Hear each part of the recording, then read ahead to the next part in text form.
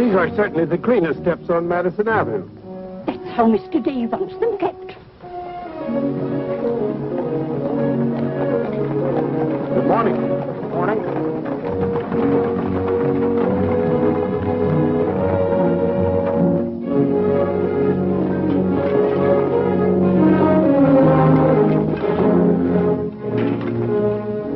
You're new here, aren't you? Just this morning.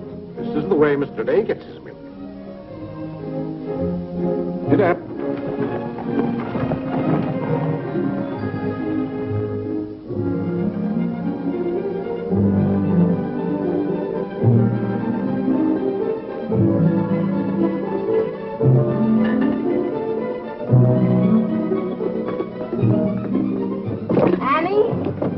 Be careful of this dish, you could burn your hands.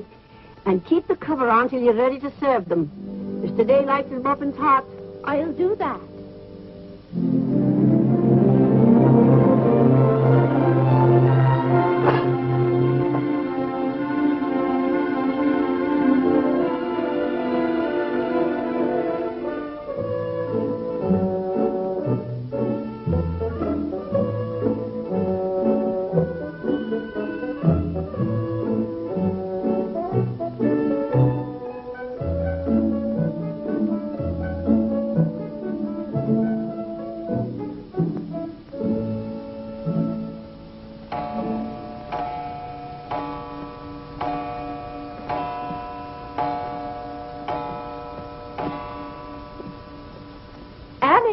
Is the table set for breakfast? Yes, ma'am.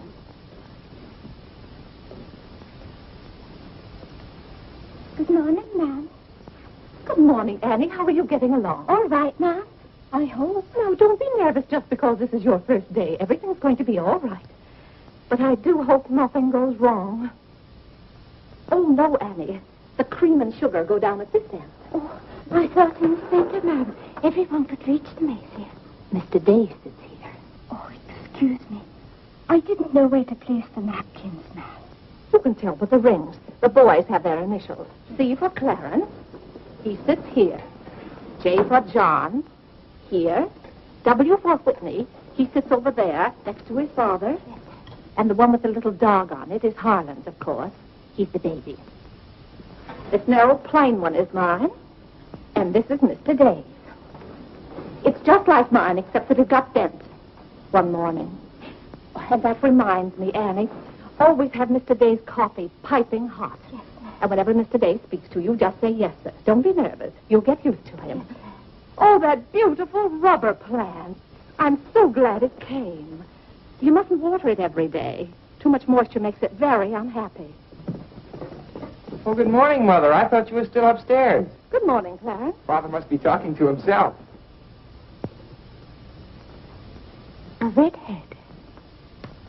Did you sleep well, Mother? Yes, thank you, dear. Golly, I'm hungry. Oh, and Annie, we always start with fruit in the morning, except the two younger boys who have their porridge and milk. Jiminy, another wreck on the New Haven. That always disturbs the stock market. Father won't like that. I do wish the New Haven would stop having wrecks if they knew how it upsets your father. My soul and body, Clarence, what's happened to your coat? Oh, it ripped open again. Margaret mended it for me, but it won't stay mended. Oh, dear. Well, I'll just have to speak to your father about a new suit of clothes. Clarence, why did you take my H2S so far out of our clothes closet? I've told you 100 times that closet's not to make experiments in. Two. Good morning, Mother. John, have you been making those chemical smells again? No, Mother. I'm making an electric battery. It'll ring a bell and everything. You know your father doesn't like electricity. But, Mother, everything's going to be electricity. Not in this house. Oh, God! What's the matter, Claire? What's wrong? Where's my necktie? Which necktie? The one I gave you yesterday. It isn't pressed yet. I forgot to give it to Margaret. I told you distinctly I wanted to wear that necktie today. You've got plenty of neckties. Put on another one right away and come down to breakfast. I don't know what this world's coming to.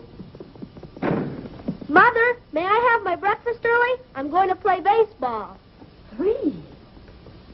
Whitney, before you leave the house, you have to study your catechism. But, Mother, they're going to let me pitch today. Good morning. Who won? The Giants, 7-3. Buck Ewing hit a home run. Let me see. Boys, don't wrinkle the paper before your father sees it. Mother, Could you ask me my catechism now? I think I know it. Well, let's see. What is your name? Whitney Benjamin. Who gave you your... Doesn't help me down, Mother. There are steps to come down, Mom. Good morning, darling. Good morning, Mother. How's your finger? It itches. Good, that's a sign it's getting better. Come along. Oh. Let's see, what was I doing? Oh, yes, the catechism. Who gave you your name? My sponsors in baptism, wherein I was made a member of Christ, the child of God, and an inheritor of the kingdom of heaven. Mother, if I hadn't been baptized, wouldn't I have any name? Not in the sight of the church. What did your sponsors then for you? They did promise and vow 3 things in my name. First, that I should renounce the devil and all his works, the wrongful vanity of this wicked world, and all the sinful lusts of the flesh. And secondly, that I would keep all the articles of the Christian faith. And thirdly, that I should keep God's holy will and commandments, and walk in the same all the days of my... Good morning, boys. Good morning. Good morning. Morning, Father. Father. Morning, Vinny. Have a good night? Yes, thank you, Claire. Good. Sit down, boys. What's that thing doing in here? Claire, that's our new rubber plant. Place for rubber plants is on the equator. Take that object out, Catherine. You're not Catherine? No, sir. Good. Never liked Catherine anyway. Thank you, sir. Put it somewhere else, Annie, but not too near a window. Sit down, Harlan. Thank you, dear.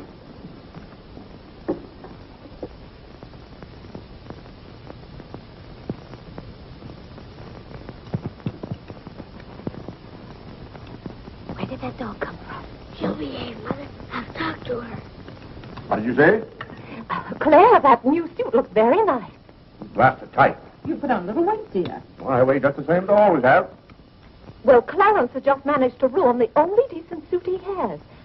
I'm sorry, but I'm afraid he'll need a new suit of clothes. Vinny Clarence has to learn not to be so hard on his clothes. But, Father, I When thought... you start in Yale in the fall, you'll be completely outfitted. But nothing this summer. Can't I have one of your old suits cut down for me? Every suit I own still has plenty of wear in it. I wear my clothes until they're worn out. Well, if you want your clothes worn out, Clarence can wear them out much faster than you can. Yes, and, Father, you never get a chance to wear yours out. Every time you get a new batch of clothes, Mother sends the old ones to the missionary barrel. I guess I'm just as good as any old missionary. Clarence, before you compare yourself to a missionary, remember the sacrifices they make. Oh, I don't know, Vinny. I think my clothes would look better on Clarence than on some Hottentot. Have that dark sack suit of mine cut down to fit you. Oh, thank you, Father. One of Father's suits. Thank you, sir. In return for that, Clarence, I want you to practice more often on your violin. Whitney, don't eat so fast. Well, Father, I'm going to pitch today. But before I go, I have to study my catechism. What do you bother with that for? Because if he doesn't know his catechism, he can't be confirmed. But Vinny, Whitney's going to pitch today.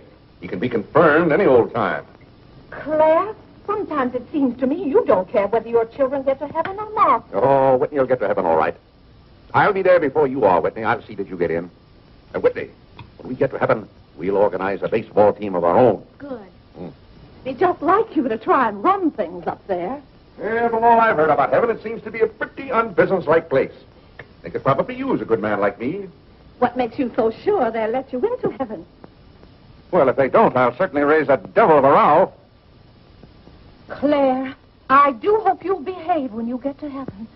Now, Vinny. What? Vinny, how many times have I asked you not to engage a maid who doesn't know how to serve properly? Claire, can't you see she's new and doing her best? How can I serve myself when she's holding that platter over my head? Hold it lower, Annie. What became of the one we had yesterday? I don't know why you can't keep a maid. Oh, you don't. Why on earth can't you run your house the way I run my office? All I want is service. What the devil's that noise? It's Annie. Annie? Who's Annie? The maid. I'll take it, Annie. Claire, aren't you ashamed of yourself? What have I done now? You made her cry speaking to her the way you did.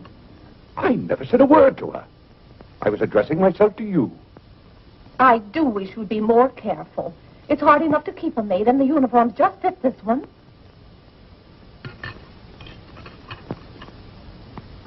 What's the matter, Claire? What's wrong?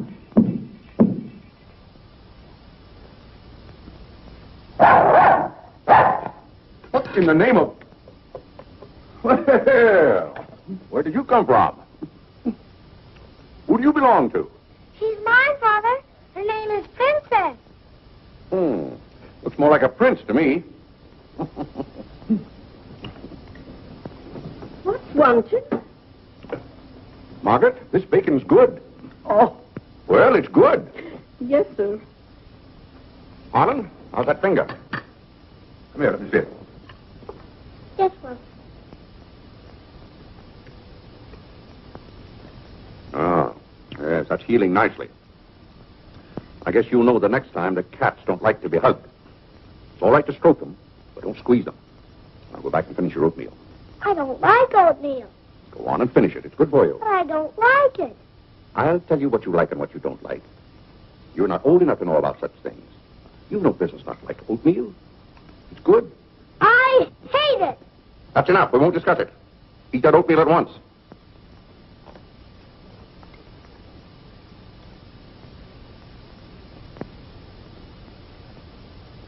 Ah.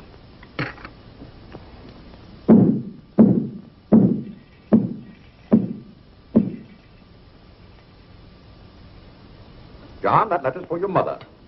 I finished my oatmeal, Father. May I be excused? Yes, Whitney, you may go. It's a good game. I will.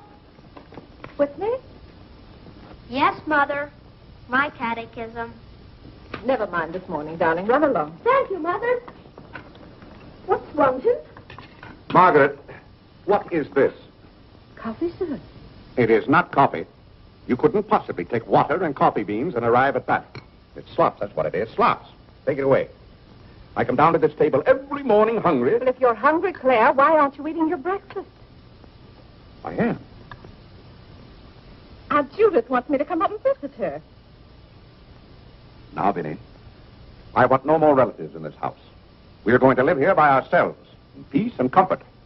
Claire, I was saying Aunt Judith wants me to visit her. Oh, Eat your oatmeal, dear. but what on earth is this?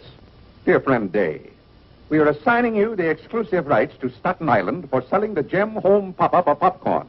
I think that's for me, Father. But then why isn't it addressed to Clarence Day, Jr.? Oh, it is. I wouldn't get mixed up in popcorn, Clarence. It's too indigestible. Confound it, another wreck on the New Haven. If you please, ma'am, there's $1 due in a package. It's from Lewis and Conger's. Oh, yes, those kitchen knives I ordered. Make a memorandum of that, Vinny. $1, and whatever it was for. Of course, Claire. I must have a record of what is spent running this house. I've never understood what good a record is after the money's gone. There's just $1, Margaret. Vinny, this house must be run on a business basis. Of course, dear. That's what the household accounts are for. Oh, Claire, it's 8:30. You don't want to be late at the office. Plenty of time. Annie, clear the table now. Mom, I'll do that. Clarence, John. Yes, Mother? You boys go up and move the small bureau from my room into yours. Who's coming? Cousin Cora, and she's bringing a friend with her, a young girl. A girl? You'll have to help entertain her, Clarence. Oh, Mother, do I have to? Wait till Father finds out we've got visitors. There'll be a rumpus. John, don't criticize your father. He's very hospitable. After he gets used to the idea. I like coffee, I like tea, I like the girls, and the girls like me. Well, I don't like girls, and they don't like me. Oh, God! Go on, boys, go on. What's the matter, Claire? What's wrong? How did that get in this room? Now, Claire, how was the new maid to know? Well, keep that abomination out of here. All right, I'll take it. Oh, Claire, dear, I'm afraid I'm going to need some more money. You were complaining about the coffee this morning. Well, that nice French drip coffee pot is broken, and you know how it got broken. Yeah, never mind that, Vinny. As I remember, that coffee pot cost $5 and something. I'll give you $6. When you get it, Vinny, enter the exact amount in the ledger. Of course, Claire. We can't go on month after month having the household accounts in such a mess. No. And I thought of a system that will make my bookkeeping perfect. Well, I'm certainly relieved to hear that. All we have to do is open charge accounts everywhere. And the stores will do my bookkeeping for me. Now, wait a minute, Vinny. Then, when the bills come in, you'd know exactly where your money had gone. Yes, I certainly would. Vinny, we get enough bills as it is. Claire, dear, don't you hate those arguments we have every month? I certainly do. Not to have those, I should think, would be worth something to you. Well, I'll open an account at Lewis and Conger's and one at McCreary's to start with. Thank you, Claire. We'll see how it works out. Thank you. Oh, the rector's coming to tea today. The rector? Well, I'm glad you warned me. I'll go to the club. Don't expect me home until dinner time. Claire, dear, I do wish you'd take a little more interest in the church. Getting me into heaven is your business, Vinny. If there's anything wrong with my ticket when I get there, you can fix it up. Everybody loves you so much, I'm sure God must too. I'll do my best, Claire. It wouldn't be heaven without you. If you're there, Vinny, I'll manage to get in some way, even if I have to climb the fence. Sweet Marie, come to me, sweet Marie. Margaret! Margaret! Oh, yeah! What's the matter, Claire? What's wrong? Why did God make so many dumb fools and Democrats? Oh, politics. Yes, but it's taking the bread out of our mouths. Honest Hugh Grant. Honest. Bah. Fine mayor you've turned out to be. If you can't run this city without raising taxes every 5 minutes, you'd better get out. Let someone who can. Richard Coker's running in this town, and you're just his cat's paw. Tell me this. Are these increased taxes going into public improvements, or are they going into graft? Answer me that honestly, if you can, Mr. Honest Hugh Grant. You can't. I thought so. Bah. You were elected to office on the promise that you would put an end to all this thievery and corruption. Have you put an end to it? No. You've encouraged it. Every day there's some new raid on the public treasury. If you don't stop plundering the pocketbooks of the good citizens of New York, we're going to throw you and your boodle board of aldermen out of office. I'm warning you for the last time. Robbery. That's what it is. Highway robbery. Annie. If Annie. you think we're going to submit to this... Take this fresh cup of coffee into Mr. Day. Tell you, sir. Mr. Dave's Real got a estate owners visitor. of New York City are not going to tolerate these conditions any Nonsense. longer. Run along in there. We pay you a good round sum to watch after our interests, and all we get is inefficiency. I know you're an nincompoop, and I strongly suspect you of being a scalawag. You're not going to escape your legal responsibilities. Legal responsibilities? By gad, I mean criminal responsibilities. Don't think for 1 minute we're going to let you escape. We're going to throw you into jail.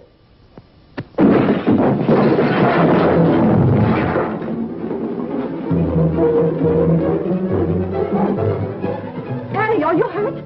He can't throw me into jail. Vinny? Vinny, why can't I have quiet here in the morning? Claire, what happened? It sounded to me as though that maid dropped a whole tray of dishes. Yes, but what did you say to her? Say to her? I haven't seen her since breakfast. I've got to get to the office. Oh, yes, Claire, you don't want to be late. I'll be home in plenty of time for dinner. Why don't we have chicken fricassee tonight? Well, Claire, chicken's gone up. It's 8 cents a pound.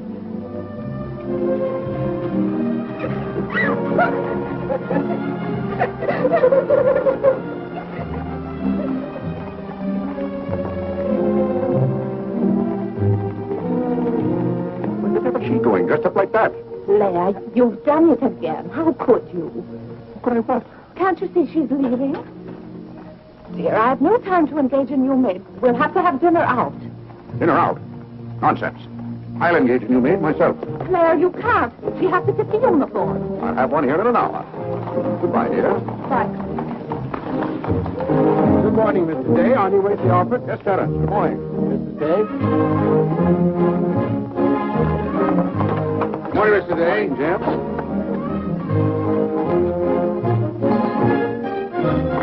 Get in. Get in.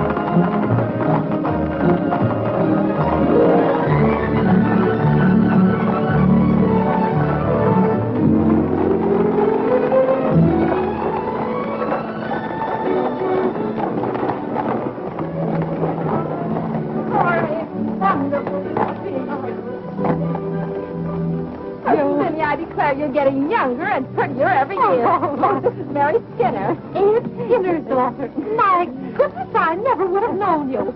Just leave your things out here and come right on in. I heard my father talk so much about you. Did he tell you how he used to dip my pigtails in the inkwell at school? What's the news in Pleasantville, Cora? Oh, Vinny, I have so much to tell you. We wrote you that Aunt Carrie broke her hip. Yes. That was the night that Robert Ingersoll lectured. Of course, she couldn't get there, but it was a good thing for Mr. Ingersoll she didn't. How do you do, Cousin Cora? Oh, Clarence. My. No, Cora, this is John. John, why, how you've grown. You'll be a man before your mother. John, this is Mary Skinner. How do you do? How do you do? Vinny, everybody in Pleasantville sends their love. Grandpa Everett, Cousin Edith, Aunt Hattie, the Taylors. Oh, just everybody. Cora, how is Grandpa Everett? Oh, he hasn't been at all well. You know he only has one kidney, and that's floating. How do you do, Cousin Cora? I'm glad to see you. This can't be Clarence. Yes, it is. My. My goodness, every time I see you boys, you grow another foot. Let's see, you're going to St. Paul's now, aren't you? St. Paul's? I was through with St. Paul's long ago. I'm starting in Yale this fall. Yale? Oh, Mary, this is Clarence, Mary Skinner. How do you do? Oh, this is Mary's first trip to New York. Yes, it is. It's her first trip. We'll have to show Mary around. Oh, I tell you, I'll ask Mr. Day to take us all to Delmonico's for dinner tonight. Delmonico's? Think of that, Mary. Delmonico's. And Cousin Clara's such a wonderful host. Well, I know you girls want to freshen up, so come upstairs. Clarence, get their bags. I've given you girls Clarence's room, but he didn't know about it until Now, this Vinny, morning. I don't want you to He hasn't moved his things out Don't you yet. bother about us. That for doesn't 1 make any minute. John, get their old bags. We just take care of ours. Oh, you play the violin. Well, I fool with her a little. You're just being modest. No, really, I play the piano. Not awfully well, but... Now, you're being modest. Do you ever play duet? Well, I haven't up to now. Neither have I. Up to now.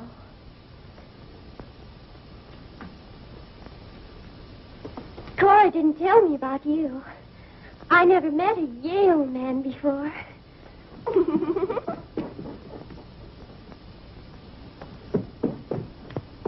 What's happened to you? Nothing. I feel fine.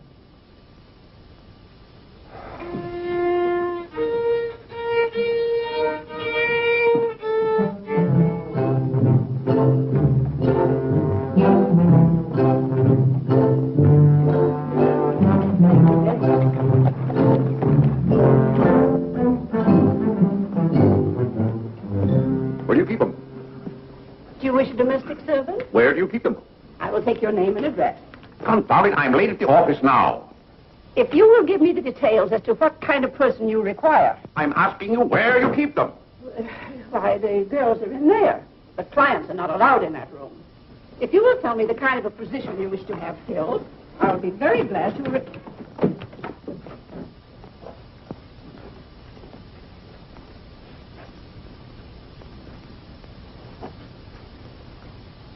You stand up, please.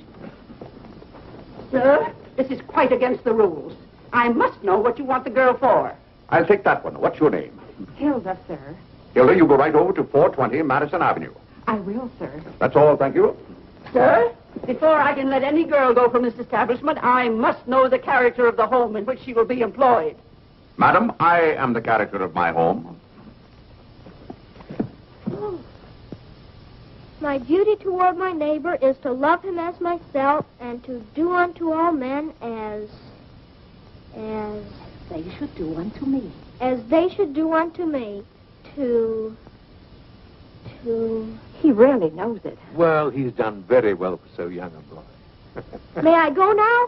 Yes, darling. Thank you, Dr. Lloyd. Not at all. Come on, Harlan. Wait for me. Ah, you and Mr. Day must be very proud of your children. I was hoping I'd find Mr. Day at home this afternoon. Well, he's usually home from the office by this time. Perhaps he's gone for a gallop in the park. It's such a fine day. He's very fond of horseback riding, I believe. Oh, yes. Tell me, has he ever been thrown from a horse? Oh, no. No horse would throw Mr. Day. I just thought he might have had some accident. I notice he never kneels in church. Oh, that's no accident. But I don't want you to think he doesn't pray. He does. Why, sometimes you can hear him all over the house. But he never kneels. Ah, perhaps that's Mr. Day now. I hardly think so. Oh, the devil, I forgot.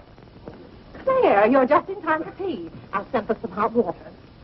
How are you, Dr. Lloyd? It's a great pleasure to have a visit with you, Mr. Day. Mother, are they back yet? No, Clarence, no. Except for a brief glimpse on the Sabbath, I don't see much of you. Well, Claire, did you have a busy day at the office? Devilishly busy. Claire. A very busy day. Tired out. How a man can get tired just sitting at a desk all day, I don't know. I suppose Wall Street is just as much a mystery to you as it is to me, Dr. Lloyd. No, it's all very clear to me. My mind often goes to the businessman. The picture I'm most fond of is when I envision him at the close of the day's work. I see him pausing in his toil, and it comes over him that all those figures of profit and loss are without importance or consequence. Vanity and dust. Well, I'll be... Claire? Yes, ma'am. Delia, some more hot water, please. Yes, ma'am. Who's that? The new maid. Where's the one I sent this morning? The uniform didn't fit. I like the one I picked out better. Claire, Dr. Lloyd wants to tell us about the plans for the new edifice. The new what? The new church. You knew we were planning to build a new church. Of course, we're going to have to raise a large sum of money. Well, personally, I'm against the church hopping, skipping, and jumping all over the town. So any contribution I make will have to be a small one. The amount everyone is to subscribe has already been decided. Who decided it? After considerable thought, we voted that our supporting members should each contribute a sum equal to the cost of their pew. I paid $5,000 for my pew. Yes, Claire, that makes our contribution $5,000. That's robbery. Do you know what that pew was worth today? $3,000. That's what the last one sold for. I've taken a dead loss of $2,000 on that pew already. Frank Baggs sold me that pew when the market was at its peak. He knew when to get out. And I'm warning you, Vinny, if the market ever goes up, I'm going to unload that pew. Clarence Day, how can you speak of the temple of the Lord as though it was something to be bought and sold on Wall Street? Now, Mrs. Day, your husband is a practical man. We've had to be practical about the new church. We have all the facts and figures. Oh? What's the property worth where we are now? Oh, let's see. Is it $40,000? I know the figure has a 4 in it. What's the new piece of property going to cost you? I think the figure I heard mentioned was $85,000. Or was it $185,000? Dr. Lloyd, you preach that someday we'll all have to answer to God. We shall indeed.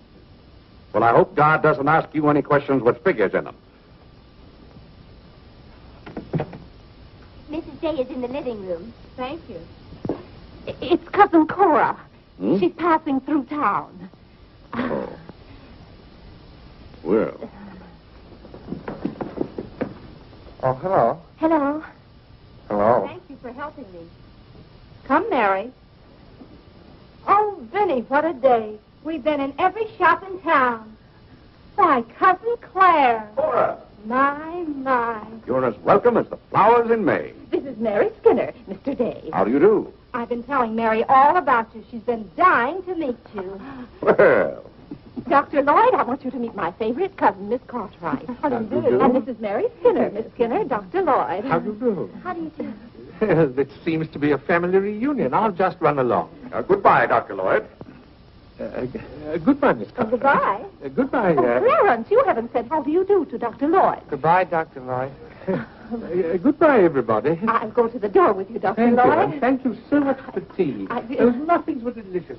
Who did you say this pretty little girl is? She's Ed Skinner's daughter. This is Mary's first trip to New York. Oh, sit down, sit down. Have some tea. We had tea downtown. Oh, never mind then. Delia, sit down, sit down. Even if you have had tea, you can stay and visit for a while. As a matter of fact, why don't you both stay to dinner? That's all arranged, Claire. Cora and Mary are going to have dinner with us. Fine, fine. Of course, you just have to take potluck. Well, I'd hardly call it pot. Claire, did you know the girls are going to visit Aunt Judith in Springfield for a whole month? Fine. Now, how long are you going to be in New York, Cora? All week. Splendid. We'd hope to see something of you. Well, you certainly will. Cora, did you find anything you wanted in the shop? Oh, I can't wait to show you. Oh, but I'm afraid some of these packages can't be opened in front of Cousin Claire. Shall I leave the room?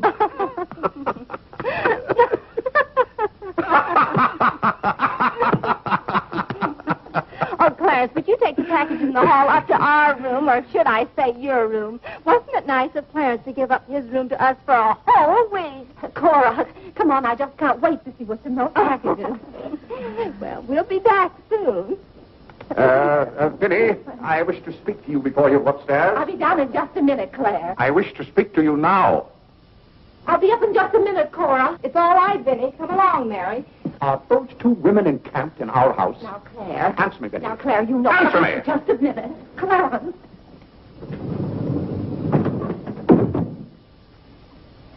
Now, Claire, you know you've always been fond of Cora. What has that to do with her planking herself down in my house and bringing hordes of strangers with her? How can you call that sweet little girl a horde of strangers? Why don't they go to a hotel? New York is full of hotels built for the express purpose of housing such nuisances. Claire, two girls alone in a hotel? Why, who knows what might happen to them? All right, then put them on the first train. They want to roam with the gypsies? Lend them a hand. Keep them roaming. But, Claire, they're just staying in that little room of Clarence's. The trouble is they don't stay there. They stay in the bathroom.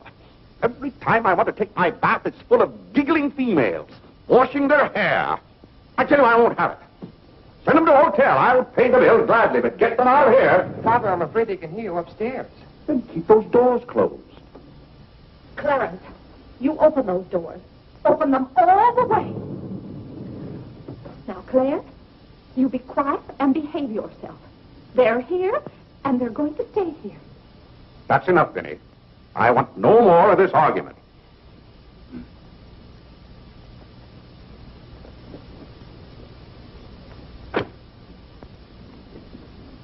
Oh, what I don't understand is why this swarm of locusts always descends on us without any warning. Oh, thunder.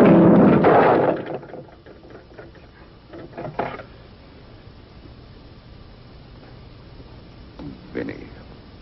Dear Vinny.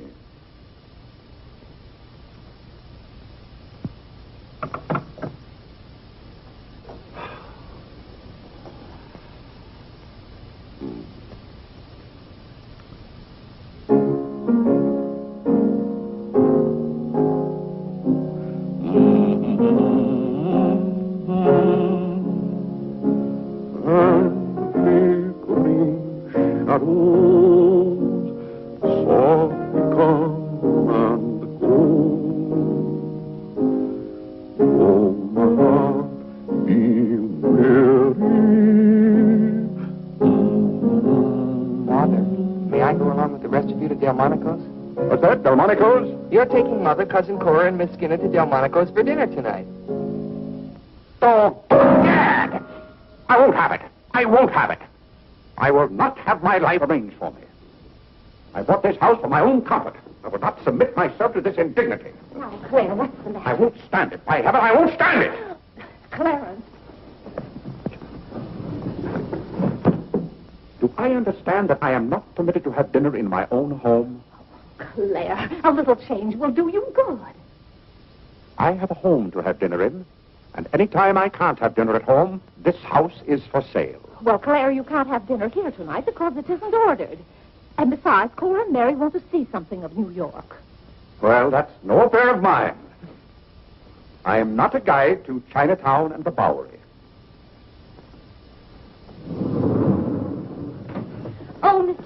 I just love your house. I could live here forever.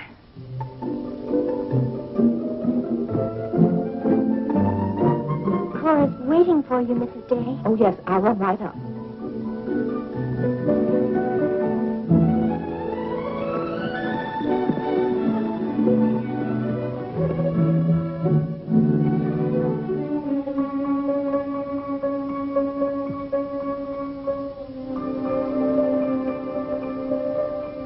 I'm glad you like our house, Miss Skinner. I like it very much, Mr. Day. Praise from a stranger is approbation indeed. At home, our living room is green. I like green. I like green, too. Red's my favorite color. It's an interesting thing about colors. Red's a nice color in a house, too, but outside, too much red would be bad. I mean, for instance, if all the trees and the grass were red. Outside, green's the best color. That's right. I never thought of it that way. But when you do think of it, it's quite a thought. I bet you make your mark at Yale. Oh. My mother wants me to go to college. Do you believe in girls going to college? I guess it's all right if they want to waste that much time. Before they get married, I mean. I'm glad you're fond of music, Mr. Day. Oh, look, a new youth companion. John enjoys the youth companion. John. Won't you sit down? Oh, thank you. It tells all about connecting batteries in series. John, Miss Skinner and I were talking. Oh, that's all right. You won't bother me. Jiminy, that's where I made my mistake. I didn't mix enough blue vitriol with it.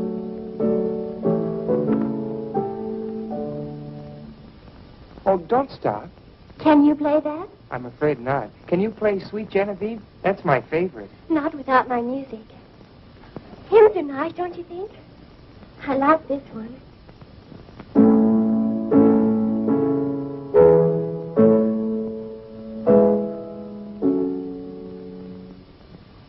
That's funny. The words are the same, but it's the wrong tune. Oh, it can't be the wrong tune. We sing it exactly that way in church. We don't sing it that way in the Methodist church. You see, we're Methodists. Oh, that's too bad. Oh, I don't mean it's too bad that you're a Methodist. Anybody's got a right to be anything they want, but what I mean is, we're Episcopalians. Yes, I know. Anyway, the words are the same. Shall we begin?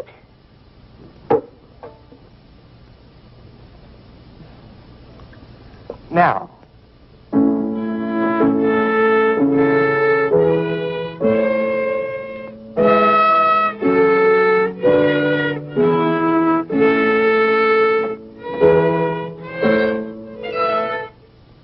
Oh, dear. Well, what's wrong? Shall we try again?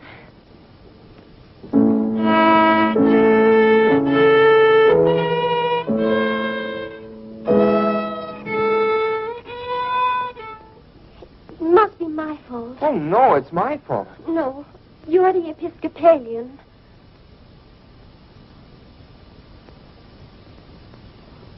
I just remembered something. My father was an Episcopalian. He was baptized an Episcopalian. He was an Episcopalian right up to the time he married my mother. She was the Methodist. Oh. Oh, well, let's try it again then.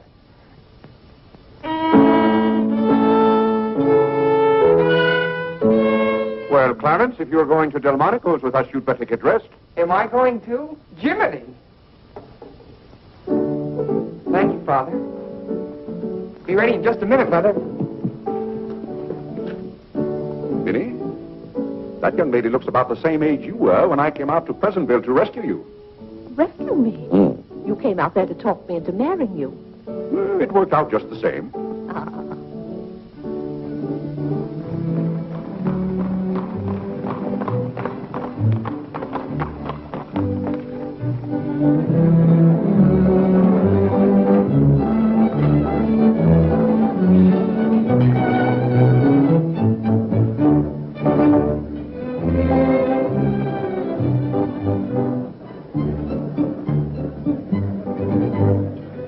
L'addition, François. Oui, monsieur, tout de suite. Louis, l'addition pour monsieur Day. Oui, monsieur. Alors, vite, vite. Tout de suite. Alors, vite, vite, tout de suite. Cette sauce diable était délicieuse. Merci, monsieur. Je suis content que monsieur soit satisfait. Merci, monsieur. Bon. Fred. Oui. No cooking like the French. Claire, it was so nice of you to invite Cora and Mary here their first night. It's been a pleasure. Mr. Day, have you always been an Episcopalian? I've always gone to the Episcopal Church, yes. But you weren't baptized a Methodist or anything, were you? You were baptized an Episcopalian? Come to think of it, I don't believe I was ever baptized at all. Claire, that's not very funny, joking about a subject like that. I'm not joking. I remember now, I never was baptized. Claire, that's ridiculous. Everybody's baptized. What? I'm not. No one would keep a little baby from being baptized. You know father or mother, free thinkers, both of them. They thought their children should decide those things for themselves. But Claire... I remember when I was 10 or 12 years old, Mother set out to give some thought to it, but I never got around to having it done to me. Claire, do you know what you're saying? Yes, I'm saying I've never been baptized. And something's got to be done about it right away. Now, Biddy, don't get excited over nothing. Why haven't you ever told me? Well, what difference does it make? I've never heard of anyone who wasn't baptized. Even the savages in darkest Africa. It's all right for savages and children. But if an oversight was made in my case, it's too late to correct it now.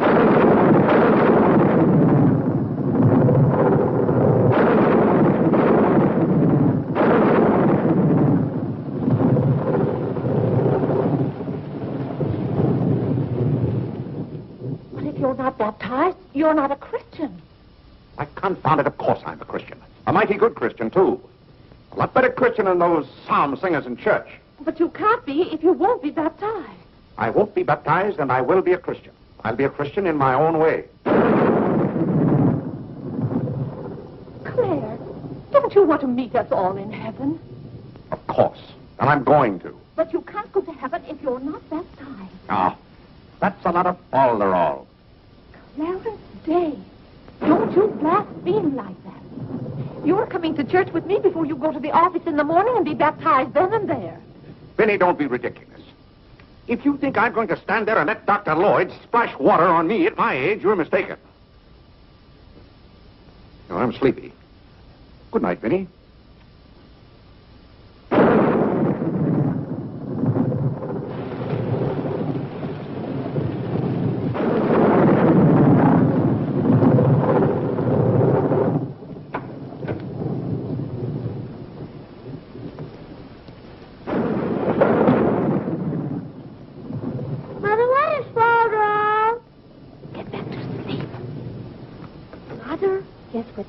Father hasn't been baptized, he hasn't any name. In the sight of the church, he hasn't any name. That's right. Maybe we're not even married.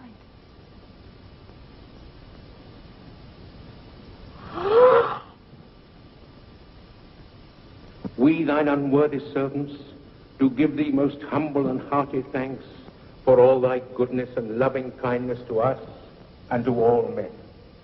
We bless thee for our creation, preservation, and all the blessings of this life.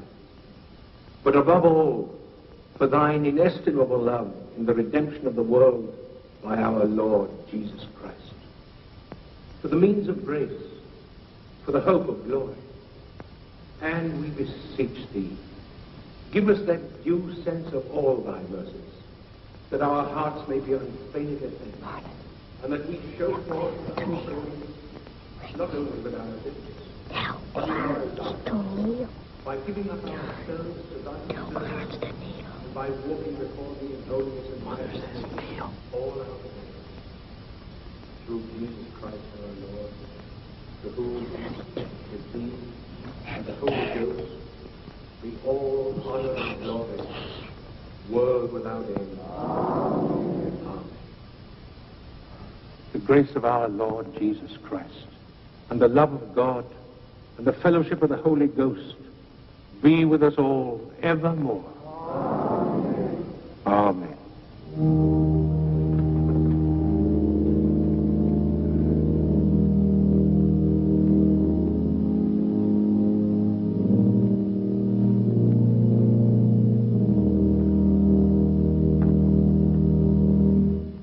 So, my friends, what comfort and security it gives us when we have reached the age of understanding to know that the rite of baptism has not been neglected in our infancy or youth.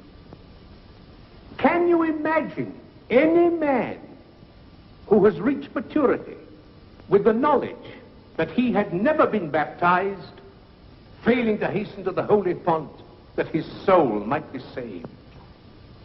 As it says in the baptismal office, except a man be born of water and of the Spirit, he cannot enter into the kingdom of God.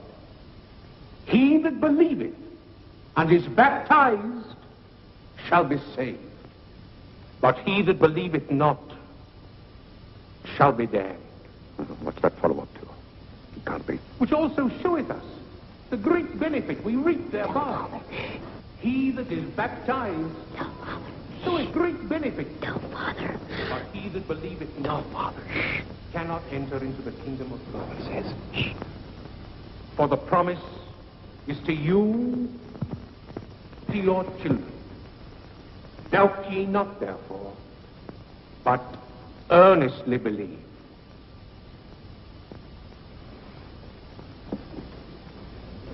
In the name of the Father, and of the Son, and of the Holy Ghost. Amen.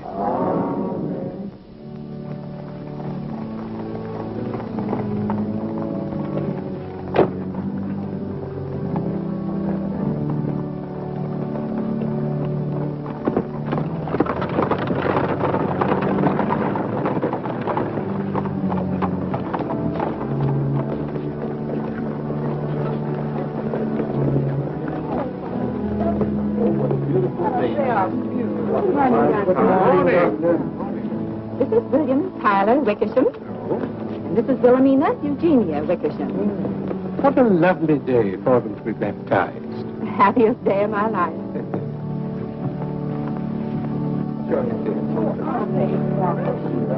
Lovely day. Thank you.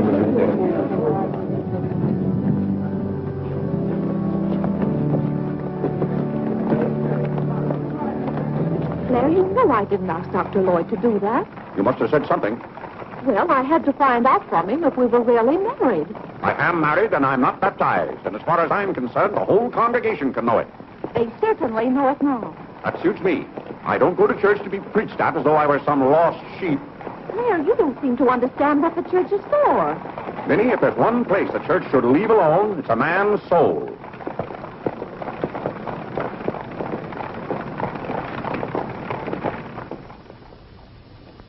Well, he's going to be baptized, Cora. You mark my word. I just couldn't go to heaven without Claire.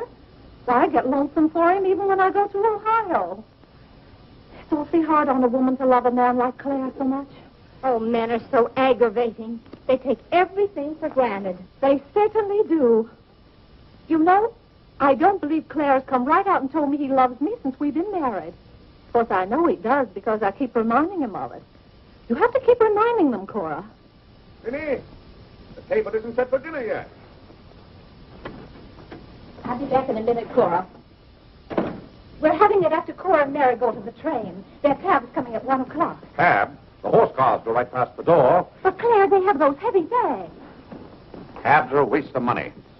Well, if dinner's going to be delayed, I'll work on this month's bills. What are they? Now, Claire, it isn't fair to go over the household accounts when you're hungry. Vinny, where are those bills? They're in the library on your desk. Oh. I didn't know dinner was going to be late. No one ever tells me anything in this house. Back home I ride all the time. I love horses. The horse is my favorite animal. Well, goodness, where have you two been? Clarence wanted to show me his grandfather's house. You'll have to hurry and finish your packing. It won't take me long. Can I help you pack? Clarence! Clarence? Why didn't you kneel in church today? I just couldn't. If it's because your father doesn't kneel, you must remember he wasn't brought up to kneel in church. But you were. Has it anything to do with Mary? I know she's a Methodist. Oh, no, Mother. Methodists kneel. Mary told me. They don't get up and down so much, but they stay down longer. Clarence, you want to kneel, don't you? Oh, yes, I wanted to kneel today. I tried. You saw me try, but I just couldn't. But is that suit of your father's too tight for you? No, it's not too tight. Well, what is it? Mother, very peculiar things have happened to me since I started to wear this suit. I can't seem to make these clothes do anything Father wouldn't do. Oh, that's nonsense, Clarence. And not to kneel in church is a sacrilege. Making Father's trousers kneel seemed more of a sacrilege. Clarence! Do you know what happened at Dora Wakefield's party for Mary last night? We were playing musical chairs, and some girl sat down suddenly right on my lap. Well, I jumped up so fast she almost got hurt. She was sitting on Father's trousers. Oh, Mother, I've got to have a suit of my own. My soul and body. Well, you'll just have to talk to your father about it. I'm sure if you approach him the right way, you know, tactfully, he'll see. Oh, excuse me. Gracious. It didn't take you very long. Well, I'll see about your box lunch for the train. Remember, it's Sunday.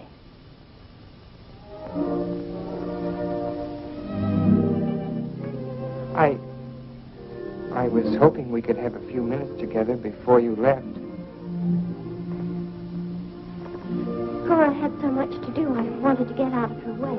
Well, didn't you want to see me? I did want to tell you how much I've enjoyed our friendship. Oh, hello. Mother told us to sit in the living room till dinner's ready. Not on the best sofa. Hello. Have you ever been out on our porch? Oh, yes. Well, let me show it to you.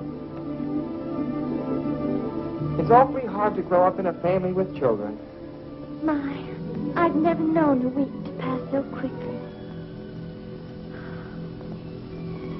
Why, Yes? Yes? You're going to write me when you get to Springfield, aren't you? Of course. If you write me first. But you'll have something to write about, your trip and Aunt Judith and how things are in Springfield. You write me as soon as you get there. Maybe I'll be too busy. Maybe I won't have time. Well, you find the time. Let's not have any nonsense about that. You'll write me first and you'll do it right away, the first day. How do you know I'll take orders from you? I'll show you. Give me your hand. Why should I? Give me your hand, confound it. What do you want with my hand? I just wanted it. What are you thinking about? I was just thinking. About what? I was hoping you'd write me first, because that would mean you liked me. Well, what's my writing first got to do with liking you? You do like me then. Of course I do. I like you better than any girl I ever met. But you don't like me well enough to write first. Well, I don't see how one thing's got anything to do with the other. But a girl can't write first because she's a girl. Well, that's nonsense. If a girl has something to write about and a fellow hasn't, there's no reason why she shouldn't write first. You know, the first few days I was here, you'd do anything for me. And then you changed. You used to be a lot of fun. Then all of a sudden you turned into an old sober side. Why, you even dressed like an old sober side. What's the matter? I just happened to remember something. What? Oh, I know. It's because this is the last time we'll be together. Mary, please. But, Clarence, we'll see each other in a month when I come back. Oh, Clarence, please write me first, because that'll show me how much you like me. Please. I'll show you how much I like you. Get up, get up! Oh, Mary, don't do that. Please don't do that. No, I'm just a bold and forward girl. Oh, no, it's not that. Oh, is it because it's Sunday? No, it'd be the same any day. Oh, you just didn't want me sitting on your lap. It was nice of you to do it. It was nice of me, so you told me to get up. You just couldn't bear to have me sit there. Oh, you needn't write me first. You needn't write me any letters at all. Because I'll tear them up without owning them. I never want to see you again. Oh, Mary, Mary, listen to me. Mary, please. Oh, Mary.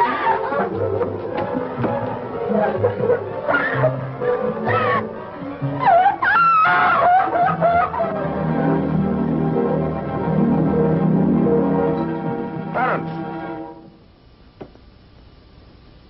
Yes, Father? That young lady's crying. She's in tears. What's the meaning of this? I'm sorry, Father. It's all my fault. Nonsense. What's that girl trying to do to you? Well, no, she wasn't. It was... Well, whatever the quarrel was about, Clarence, I'm glad you held your own. Father, I have to have a new suit of clothes. You've got to give me the money for it. Young man, do you realize that you're addressing your father? I'm sorry, Father. I apologize. But you don't know how important this is to me. A new suit of clothes is so important. Oh, why should... Clarence, has your need for a new suit of clothes anything to do with that young lady? Yes, Father. Oh, Clarence. Well, this comes as quite a shock to me.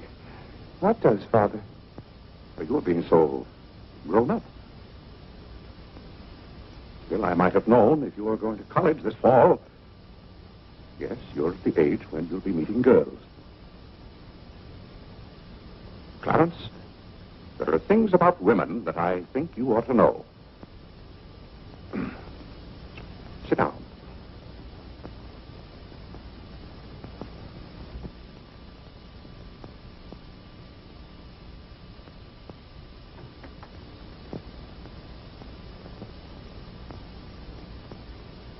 Yes, I think it's better for you to hear this from me than to have to learn it for yourself. Clarence, women aren't the angels that you think they are. Well, now, first let me explain this to you. You see, Clarence, we men have to run this world, and it's not an easy job. It takes work, and it takes thinking. A man has to reason things out. Now, you take a woman. A woman thinks... No, I'm wrong right there. A woman doesn't think at all. She gets stirred up. And she gets stirred up over the most confounded things.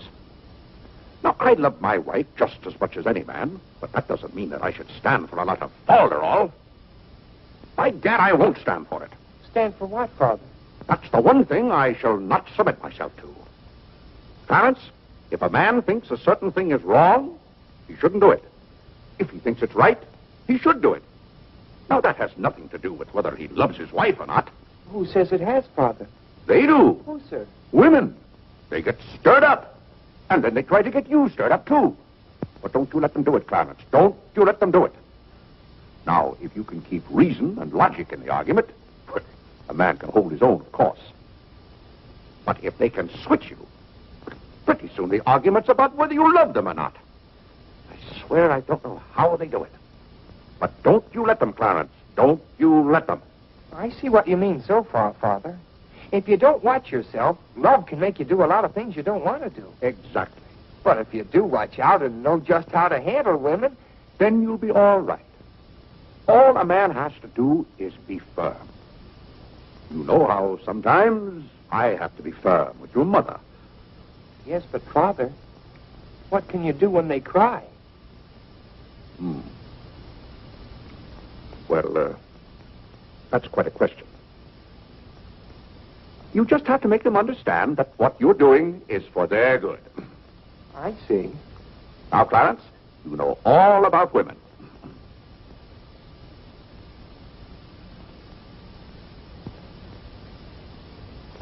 But, Father... Yes, Clarence? I thought you were going to tell me about... About what? About women. Clarence, there are some things gentlemen don't discuss. I've told you all you need to know. The thing for you to remember is be firm.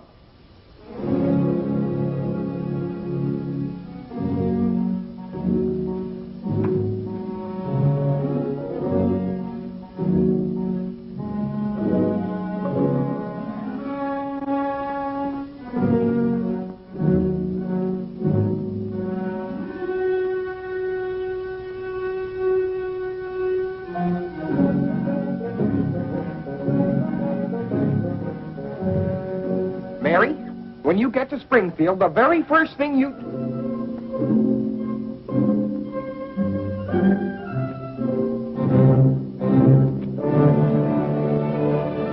Oh, God! What's the matter, Claire? What's wrong? Sit down, Vinny. Oh, Claire, Cora and Mary are leaving any moment Sit down. now. Vinny, you know I like to live well. And I want my family to live well. But this house must be run on a business basis. I must know how much money I'm spending and what for. For instance, if you recall, a week ago I gave you $6 to buy a new coffee pot. Yes, because you broke the old one. You threw it right on the floor. I'm not talking about that.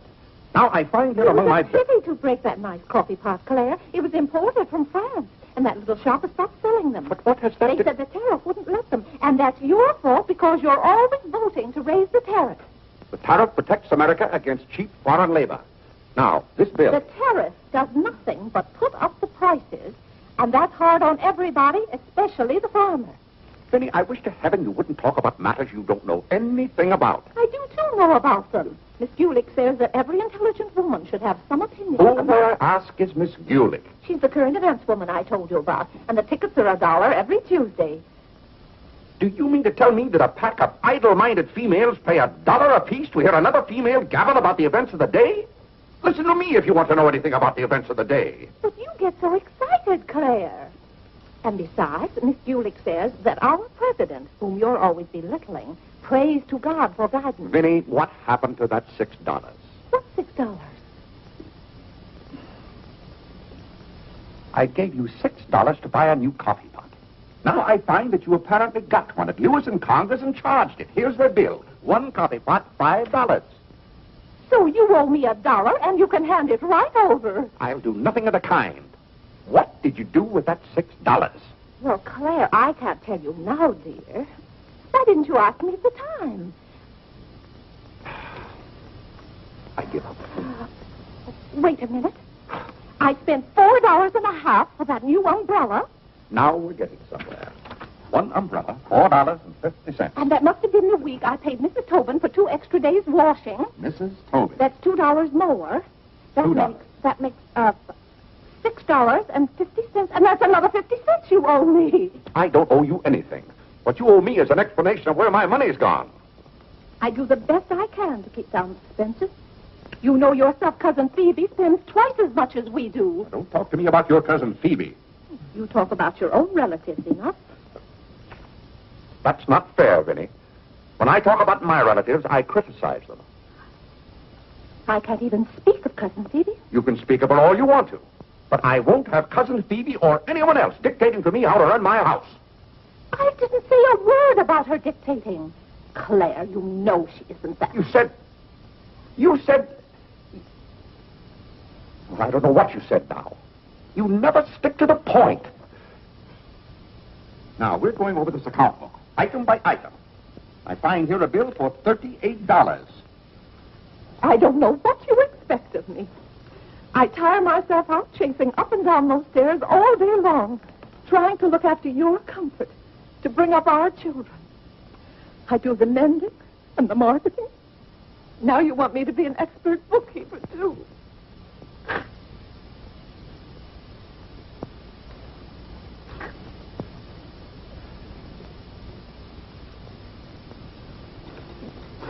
Vinny, I want to be reasonable, but can't you understand?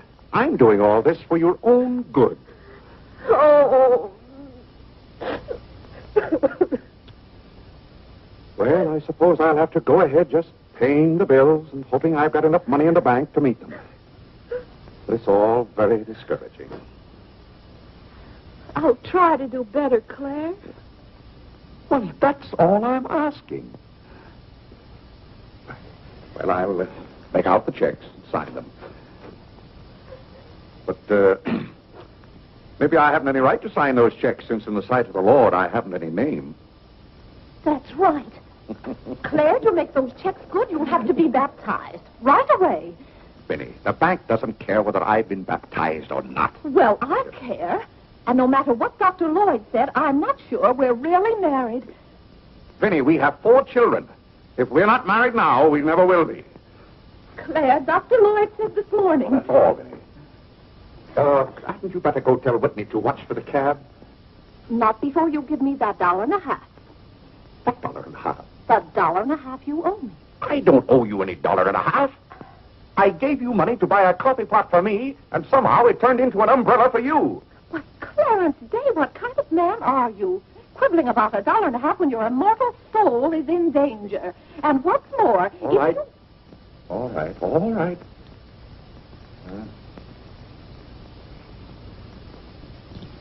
Thank you, Claire. Now the accounts are all straight again.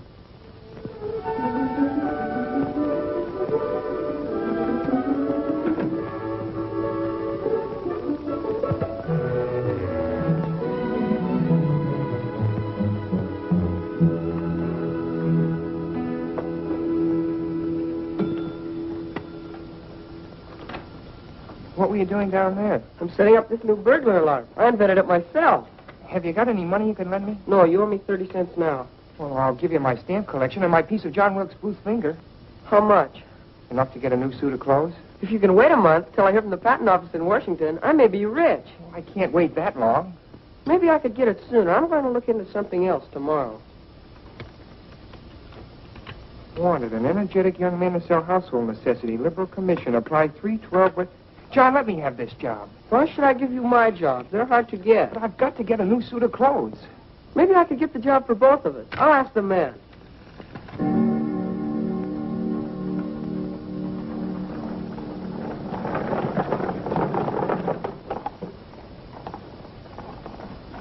The cab's here, Father. Oh, thank you, Whitney. Vinny, Cora, the cab's here. John, go up and get their bags. Yes, sir. Here's the lunch for the train, sir. Take it out to the cab. Who's that one? It's Ellen. Delia left yesterday. I don't know where your mother finds them. Now, Vinny, don't you let Claire worry about us. We have plenty of time. Take the bags right on out, John. Yes, sir. Well, goodbye, Clarence. It was so nice to see you Goodbye, again. Cousin Cora. Goodbye, Whitney. Now, you be a good boy. Goodbye, Cousin Cora. Goodbye, Harlan. Goodbye. Keep out of mischief. Come along, everybody. Don't keep the cab waiting. Cabs cost money. If there's one thing Mr. Day can't stand, it's to keep a cab waiting. Any waiting to do, there's a waiting room at the Grand Central Depot just for that. Mary, aren't you even going to shake hands with me? I don't think I'd better. You may remember that when I get too close to you, you feel contaminated. Mary, you're going to write to me, aren't you? Are you going to write first? No, Mary. There are times when a man must be firm. Mary, Mother says you better hurry out before Father starts yelling. It's Sunday. Goodbye, John. I'm very happy to have made your acquaintance. Thank you. May I help you? No, thank you. Take care of yourself. Goodbye, Mr. Day. Goodbye, Mary. Goodbye, Mr. Day. I've had a wonderful Goodbye, time. Mary. Bye-bye. Bye. Goodbye, Cousin Claire. Goodbye, Cora. Goodbye, Cora.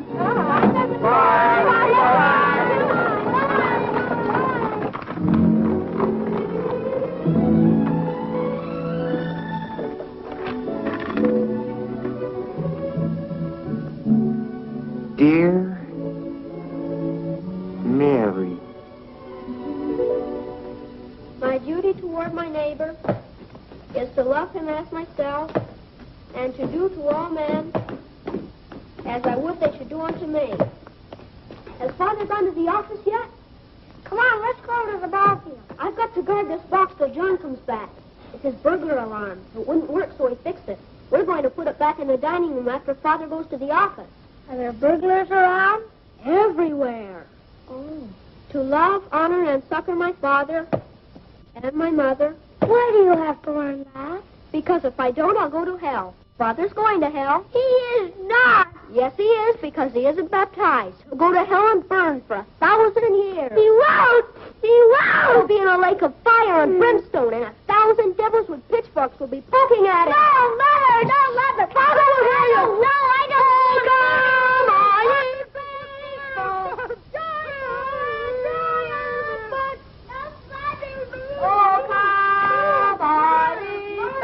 That noise. Just singing, Father. You boys be quiet. You know your mother isn't feeling well. Yes, Father.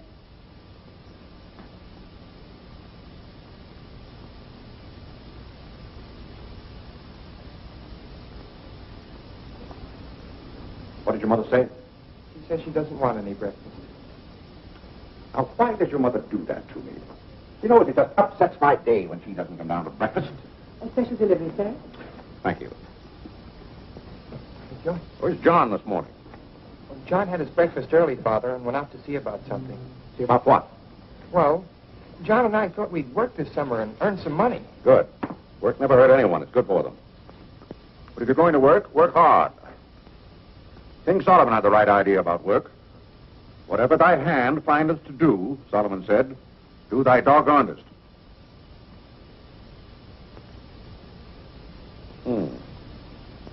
Well, I don't understand this at all. Here's a letter from some woman I never even heard of. Oh, Father! Oh, Gad! What is it, Father?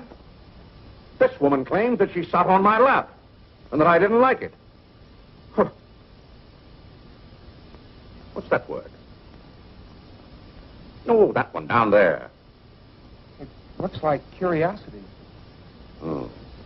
I only opened your letter as a matter of curiosity.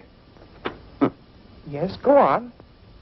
Why, this gets worse and worse. It just turns into a lot of sentimental, lovey-dovey mush. Cha! This is someone's idea of a practical joke. What's the matter, Claire? What's wrong? Nothing wrong. Just a fool letter.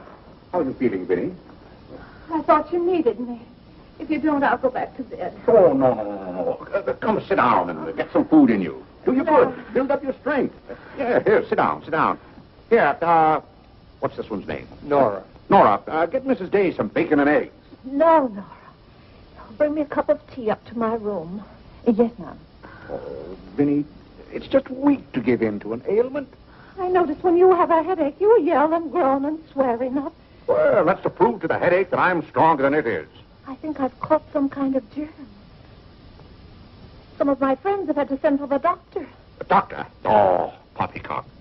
But Claire, dear, when people are ill, you have to do something. Certainly I have to do something. Cheer them up. That's the way to cure them. How would you go about cheering them up? I? Oh, I'd tell them, bah.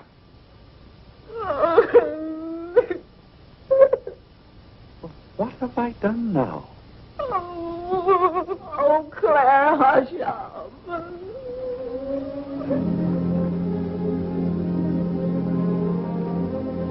Hey, I didn't mean to upset you.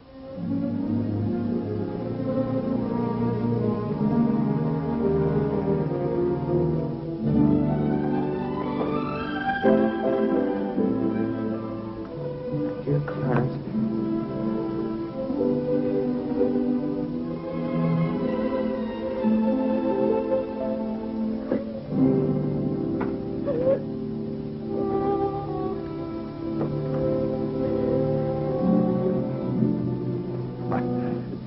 I was just trying to help you. You know, when you take your bed, I have a confounded lonely time around here.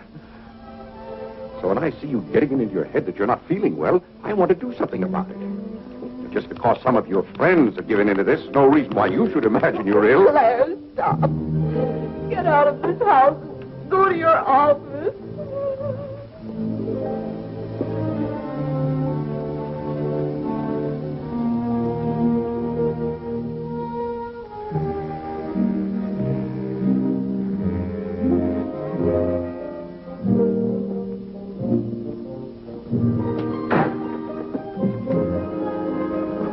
Did you get the job? Yes, for both of us. Look, I've got it with me.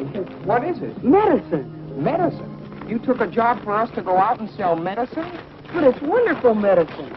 Look what it cures. A sovereign cure for cold, coughs, catarrh, asthma, quinsy, and sore throat. Poor digestion, summer complaint, colic, dyspepsia, heartburn, and shortness of breath.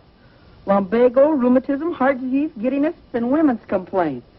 Nervous prostration, faint vitus dance, jaundice, la grippe, proud flesh, pink eye, seasickness, and pimples.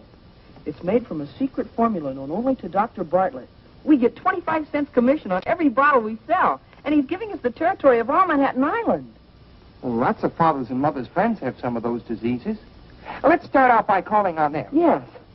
Oh, what if they ask us if we use it at our house? Oh, yes, it would be better if we could say we did. Excuse me? Oh, is that the tea for Mrs. Day? Yes. Oh, I'll take it up to her. Thank you. Right away now, while it's hot. What's the matter with Mother? I don't know. She was just complaining. Say, it says here it's good for women's complaints. Here.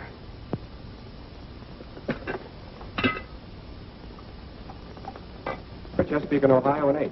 New York Central, 3/4. I'd like to see Mr. Day about those Morris and Essex bombs. They're very busy this morning. You'll have to wait.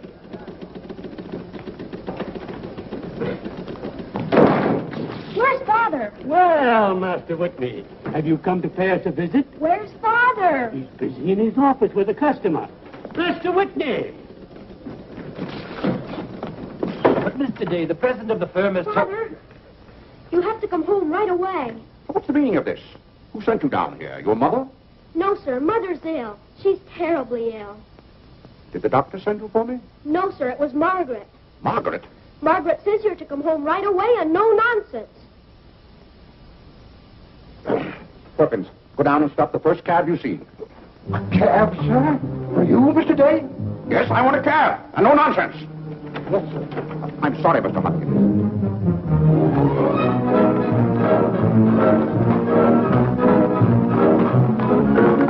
Confound you, can't you go any faster?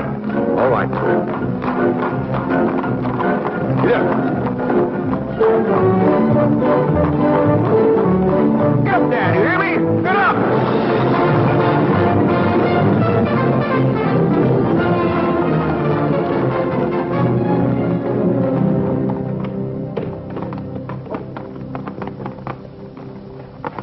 Oh, Doctor, how is Mrs. Day? She's a pretty sick woman. Oh, what's wrong with her? Well, do you know or don't you? What did Mrs. Day have for breakfast this morning? Not a thing. I tried to get her to eat something, and she wouldn't. I can't understand it. Understand what? These violent attacks of nausea. It's almost as though she were poisoned. Poisoned? Let me take your cab. I'll try not to be gone more than 10 or 15 minutes. And, Mr. Day, you're not to go into a room. You'd better get her well. Right away, or you'll hear from me. Turn west on 47th Street. Yes, yes.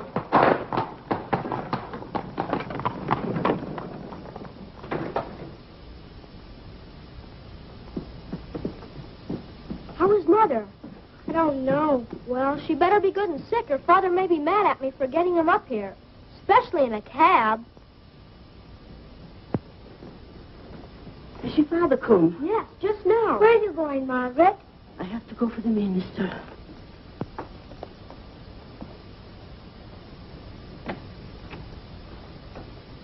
I guess the minister's coming to baptize Father, so I won't have to go to hell. You can't be baptized in a house. You've got to have water. We have lots of water. Not the right kind.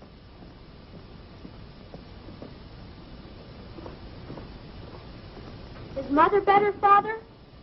How can I tell? She wouldn't let me in the room with her. These confounded doctors never know what's the matter with anybody.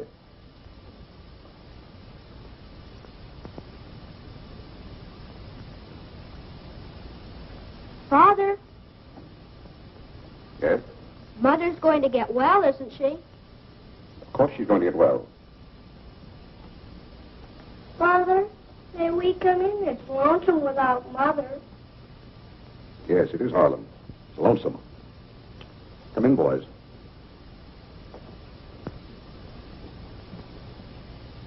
What have you been doing, Harlem? Nothing. They won't let me upstairs. What about you, Whitney? I was supposed to learn the rest of my catechism. Will you hear me, Father? Yes, Whitney, I'll hear you. Start here. How many parts are there in a sacrament? 2. The outward visible sign and the inward spiritual grace. What is the outward visible sign or form in baptism? Water, wherein the person is baptized in the name of... You haven't been baptized, have you, Father? Whitney, what is the outward visible sign? Water, wherein the person You don't know it well enough, Whitney. You'd better go and study it some more. You want me to read to you, Harlan? Father, are they going to put you into hell? Whitney, take Harlan with you.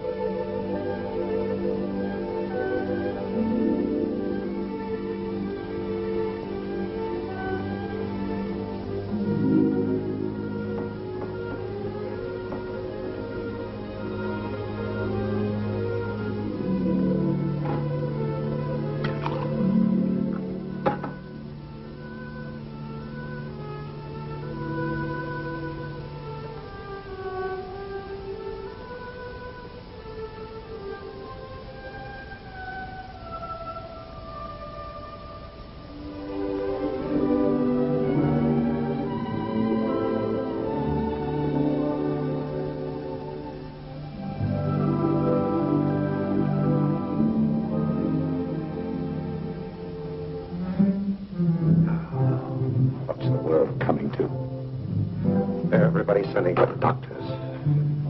Doctors don't do you any good. Only make you feel worse. All poppycock. Who's ringing that bell? Stop that noise! Stop it, I say!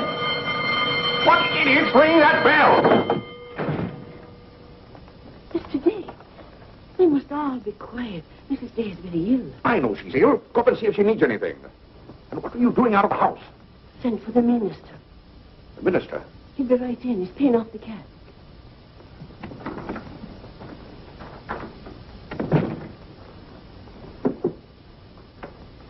I was deeply shocked to learn the serious nature of Mrs. Day's illness. Will you take me up to her? She's resting now. She can't be disturbed. The doctor will be back in a minute. Mrs. Day has been a tower of strength in the parish. Everyone liked her so much. Yes, she was a fine woman. I wish to heaven you wouldn't talk about Mrs. Day as if she were dead.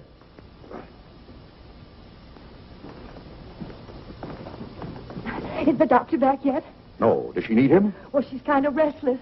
She's talking in her sleep and twisting and turning.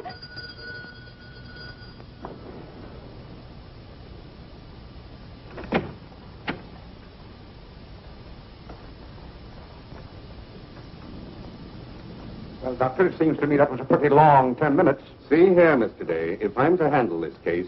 How can you handle it if you're out of the house? Who is this? It's Dr. Summers. How do you do? I felt that Mrs. Day's condition warranted my getting Dr. Summers here as soon as possible for consultation. I hope that meets with your approval. Yes, of course. Anything that can be done. Upstairs, Doctor. Pardon.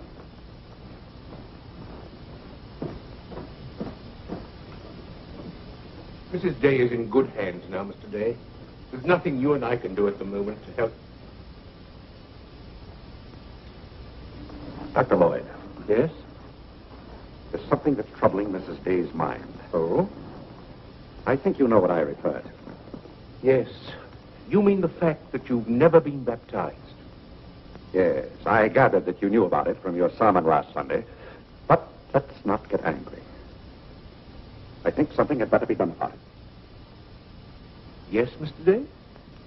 When the doctors get through up there, I want you to talk to Mrs. Day. I want you to tell her something. Why, I'd be glad to. You're just the man to do it. She shouldn't be upset about this. I want you to tell her that my being baptized would just be a lot of confounded nonsense. But, Mr. Day... No, she'll take your word on a thing like that.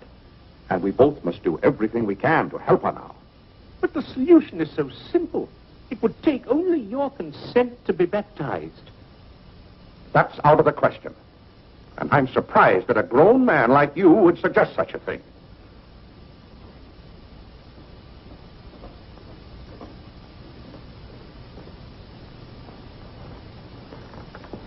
Well, Doctor, how is she? What have you decided?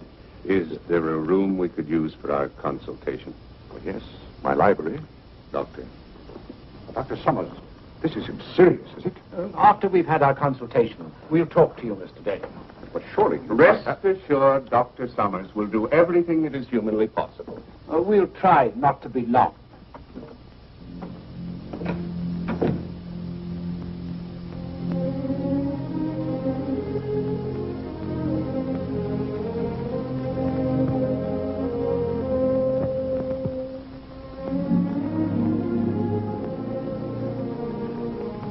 Tell me, this Dr. Summers, he's very highly thought of, isn't he? Oh, yes. Lavinia is seriously... If anyone could help her, he could. Don't you think? Very fine physician. But there is a greater help, ever present in the hour of need. Let us turn to him in prayer. Let us kneel and pray.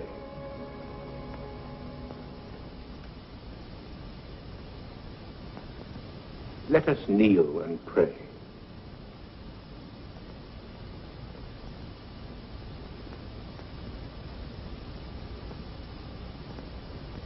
O Lord, look down from heaven.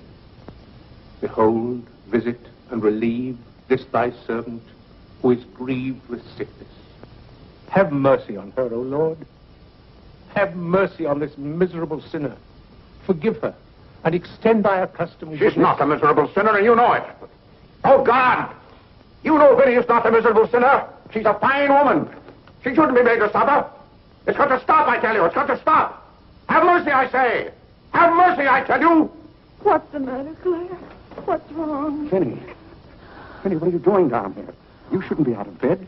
You get right back upstairs. I heard you call. Do you need me? Vinny, I know now how much I need you. Get well, Vinny. I'll be baptized. I promise. I'll be baptized. You will? I'll do anything. Oh, Claire. We'll go to Europe, just we two. You won't have to worry about the children or the household accounts. Oh, Vinny. Don't worry, Mr. Day. She'll be all right now. Bless you for what you have done. What'd I do? You promised to be baptized. I did? Oh, Gad!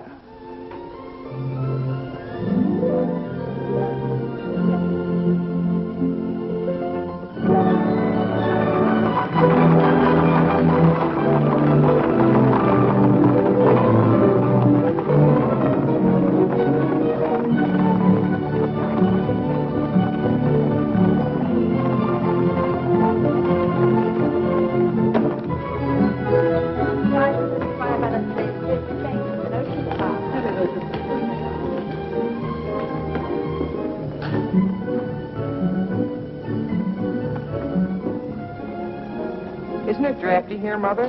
Shall I get your coat, Mother? The No, doctor said thank you you. mustn't take cold. I'm quite comfortable, thank you. Come on now, let's stay together. Holland, don't you get lost again. Aren't the hats lovely this year? Ostrich feathers. You wouldn't wear that hat, would you, Mother? I think that's very pretty. I think they're all pretty. Oh, I do need some pink silk work. Oh, isn't this applique beautiful? Just arrived from Paris, madam. It's charming. What are you looking for, Mother? Oh, I'm just shopping. I think I'll just take a plain one, but this is the very latest. We've only had them in a few days. Remember, Mother, this is your first day out. You mustn't get too tired. No, I'm saving myself, dear. I have to. Cousin Cora's coming tomorrow. She is? Does Father know about it? Not yet. Is Mary coming too? Yes, dear. Holland, don't touch things. I'll bet you knew it. No, Look, honest, Mother, I just didn't. like Father. Not tomorrow. This is the Aren't the sleeves a little long? Exactly well like across the yours. shoulders. Come on now, Holland. Now about Take my the hand. sleeve. Don't get lost again. Do we have any more of this material? Yes, we do. Sure, Thank don't you. like you to touch things. This one is genuine imitation Dresden. The original design by Duryea. John, isn't this the darlingest thing? It's exactly what I've always wanted. How much is this lovely pug dog? $15, ma'am. $15? Gee whiz, Mother. We can buy a real-life bloodhound for $5. Oh, isn't he perfectly adorable? Oh, I shouldn't. I know I shouldn't. This is Dave. Oh, Mrs. Whitehead. How nice to see you. Are you quite recovered? Almost. This is my first day out. We've missed you at the church. You remember Mr. Morley? How do you do, Mrs. How do you do? Mr. Morley preached the Sunday Dr. Lloyd was ill. Oh, yes. I can't tell you how much I enjoyed your sermon. Even my husband enjoyed your sermon. We've just come from the board meeting of the Foreign Mission. I'm taking Mr. Morley home to lunch. I had to drop in here to pick up a purchase. I won't be a minute. Is your parish in the city? Yes, it's on the outskirts. My church is in Audubon Park. Oh, way up there. Oh, are you acquainted in Audubon Park? No, I don't believe we know a soul there. Mr. Morley, would this be possible? My husband, Mr. Day. If we lower the collar, it'll be a very fine fit.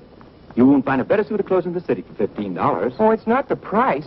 It's the money. Thank you for holding it for me. Welcome.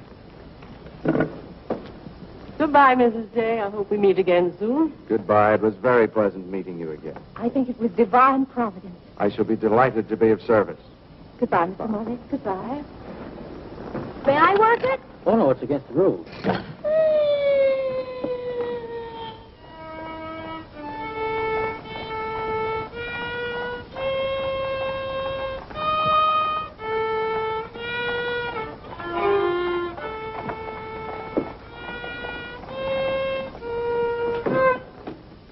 Hello. What did you bring home more medicine for? Dr. Bartlett paid us off, didn't he? Oh, yes. Oh, Jiminy, you scared me. I've got to take $15 right down to McCreary's. I bought a suit there this morning, and I said I'd have the money this afternoon. Gee, that's too bad. What's too bad?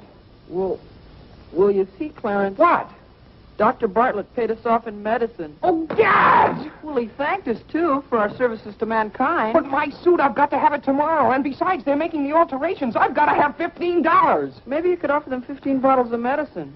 Oh, they wouldn't take it. McCreary's don't sell medicine. Father! Biddy, I'm home. Good afternoon, sir. How's your mother, Clarence? Oh, the ride this morning did her a lot of good. She'll be well enough to go to church with us next Sunday. Ah, fine. But, Father, have you noticed I haven't been kneeling down in church lately? Don't let your mother catch you at it. Then I have to have a new suit of clothes right away. That doesn't make sense. I can't do anything in your clothes that you wouldn't do. Well, if my old clothes make you behave yourself, I don't think you want to wear anything else. Oh, no, you're you and I'm me. I want to be myself. I mean, suppose I should want to kneel down in front of a girl. Why, in heaven's name, should you want to do a thing like that? Well, I've got to propose to a girl sometime. Clarence. Well, not right away, but for $15 I can get a good suit of clothes. Clarence, you're beginning to talk as crazy as you... Hello, Vinny. You're feeling better today, huh? Much better, thank you, Claire. You don't have to hurry home from the office every day like this. With business the way it is, there's no use going to the office at all. Yes, you do look better, Vinny. What did you do today? Well, I got a carriage and took the boy for a ride, and we stopped in at McCreary. And, oh, Claire, I've the most wonderful news for you. Who do you think I met? Mr. Morley. Morley? Never heard of him. Remember that nice young minister who substituted for Dr. Lloyd one Sunday? Oh, yes. Bright young fellow. Preached a good, sensible sermon. Short one, too. Ought to be more ministers like him. Well, Claire, his parish is in Audubon Park. You know, way up above Harlem. Nobody knows you up there. You'll be perfectly safe. Safe? Vinny, what the devil are you talking about? I've gone all over everything with Mr. Morley, and he's agreed to baptize you. Oh, he has. The young whippersnapper. Very nice of him. We can go up there any morning. We don't even have to make an appointment. Who said I was going to be baptized at all? Why, Claire, you did. Now, Vinny. You gave me your promise, your sacred promise. You said I'll be baptized. I promise I'll be baptized. Well, what if I did? Claire, aren't you a man of your word? Vinny, we all thought you were dying. So naturally I said that to cheer you up. As a matter of fact, the doctor told me that's what cured you. Well, it seems to me pretty ungrateful of you to press this matter any further. My being well has nothing to do with it. You gave me your word. You gave the Lord your word. And you're going to march yourself up to Mr. Morley's church some morning before you go to the office and be christened. If you think for 1 minute... What in the name of heaven is that? If you think I'm going to let you add the sin of breaking your solemn and sacred promise... I demand to know what that repulsive object is. It's perfectly plain what it is. It's a pug dog. What is it doing in this house? I wanted it, and I bought it. You spent good money for that? Claire, don't try to change the subject. How much did you pay for that atrocity? I didn't pay anything for it. I charged it. Charged it, I might have known. How much was it? $15. $15? Claire. For that eyesore? Don't you call it lovely work of art an eyesore? It will look beautiful sitting on a red cushion by the fireplace in the living room. If that sits in the living room, I won't. Furthermore, I don't even want it in the same house with me. Get it out of here. Claire, you're not going to get out of this room until you set a date for your baptism. I'll tell you one thing. I'll never be baptized as long as that hideous monstrosity is in this house. All right. All right. Clarence. That pug dog goes back this afternoon, and he's christened first thing in the morning. You heard him, didn't you, Clarence? You heard him say that he'd be baptized as soon as I got this pug dog out of the house. You hurry right back to McCreary's with it, and be sure they credit us with $15. Oh, Mother, while we were at McCreary's, I happened to see a suit I'd like very much, and the suit was only $15.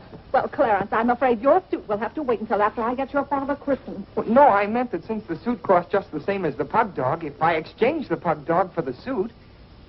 Why, yes. Then the suit wouldn't cost your father anything.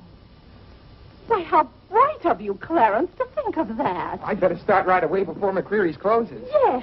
Now, let's see. If we're going to take your father all the way to Audubon Park... Clarence, on your way back, you stop at the livery stable and tell them to have a cab here at 8 o'clock tomorrow morning. Mother, a cab? Do you think you ought to? We can't walk all the way to Audubon Park. But you know what a cab does to Father. This is a very important occasion. All right. Get one of their desk cabs, the kind they use at funerals. Well, those cost $2 an hour, and if Father gets mad... Well, if your father starts to argue in the morning, you remember. Oh, he agreed to it. We both heard him.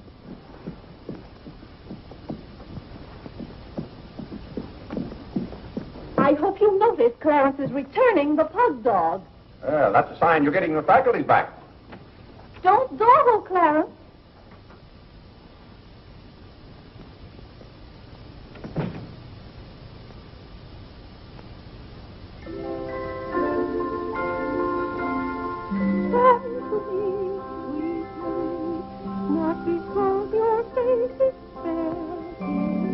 Vinny, it's good to hear you singing again. But your smile so pure and sweet makes my happiness complete. Makes me falter at your feet, sweet Marie. Oh, on the way uptown, I stopped in at Tiffany's and bought you a little something. Thought you might like it. Claire, what a beautiful ring. I'm glad it pleased you. Oh, Claire, how sweet of you. I don't know how to thank you. Well, it's thanks enough for me just to have you up and around again. You know, when you're ill, Vinny, this house is like a tomb. There's no excitement. That's the loveliest ring you ever bought me. Now that I have this, you needn't buy me any more rings. Well, if you don't want any more... What I'd really like now is a nice diamond necklace. Vinny, do you know how much a diamond necklace costs? Yes, I know, Claire, but don't you see, you're giving me this shows I mean a little something to you. Now, a diamond necklace. Good heaven. If you don't know by this time how I feel about you. We've been married for 20 years, and I've loved you every minute of it. What did you say, Claire? I said we've been married for 20 years, and I've loved you every minute of it. But if I have to buy out jewelry stores to prove it, if I haven't shown it to you in my words and actions, I might as well... Well, what have I done now? It's all right, Claire. I'm just so happy. Happy? You said you loved me. And this beautiful ring, that's something else I didn't expect. Oh, Claire, I love surprises. Well, that's another thing I've never understood about you, Vinny. Now, I like to know what to expect. Then I'm prepared to meet it. Yes, I know, Claire, but life would be pretty dull if we always knew what was coming. Well, it's certainly not dull around here. In this house, you never know what's going to hit you tomorrow.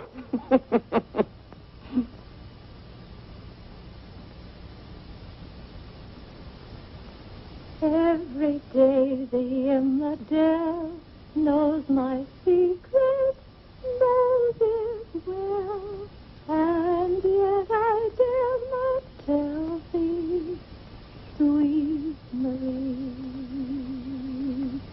sweet Marie, Sweet Marie, come to me, come to me. not because your face is fair, love to see. Love to see. Every daisy in the dell knows my secret, knows it well, and yet I dare not tell. Sweet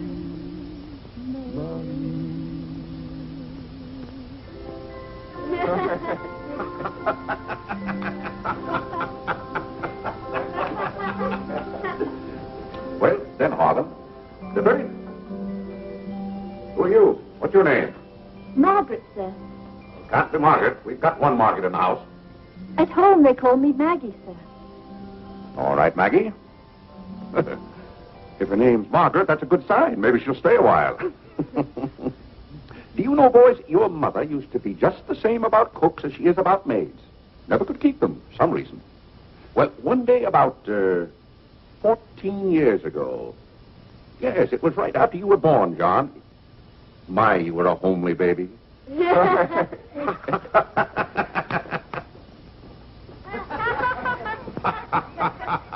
Thank you, Margaret. Good morning, boys. Good morning. Good morning, Mother. Good morning, Claire. Morning, Vinny. Why, you look as though you were dressed for a wedding. Do I, dear? Yes. Have a good night? Yes, thank you, Claire. Sit down, Vinny. Sit down, boys. Oh, thank you, Clarence. Well, seems to me everyone's all dressed up this morning. What's on the program for this fine day? Well, this afternoon, May Lewis's mother is giving a party for everyone in May's dancing class. Harlan's going to that. I don't want to go, Mama. Harlan, don't you want to go to a party and get ice cream and cake? May Lewis always tries to kiss me. When you get a little older, you won't object to girls wanting to kiss you. Will he, Clarence?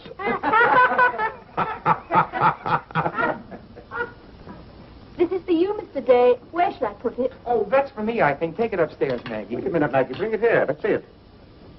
See, it's for me, Father, Clarence Day, Jr. Let me look. Well, that's from McCreary's. It's marked charge. What is it? Claire, it's all right. It's nothing for you to worry about. Well, at least I think I should know what's being charged to me. What is it? Claire, stop your fussing. It's a new suit of clothes for Clarence, and it isn't costing you a penny. It's marked charge $15. It's costing me $15. And I told Clarence... Claire, can't you take my word? It isn't costing you a penny. I'd like to have you explain why it isn't. Because Clarence took the pug dog back and got the suit instead. Of course. And they'll charge me $15 for the suit. Nonsense, Claire. We gave them the pug dog for the suit, don't you see? Then they'll charge me $15 for the pug dog. But, Claire, they can't. We haven't got the pug dog. We sent that back. Well... But... Well, now, wait a minute, Vinny. The suit... Well, there's something wrong with your reasoning. Well, Claire, I'm surprised at you, and you're supposed to be so good at figures. That's perfectly clear to me. Vinny, they're going to charge me for one thing or the other. Don't you let them.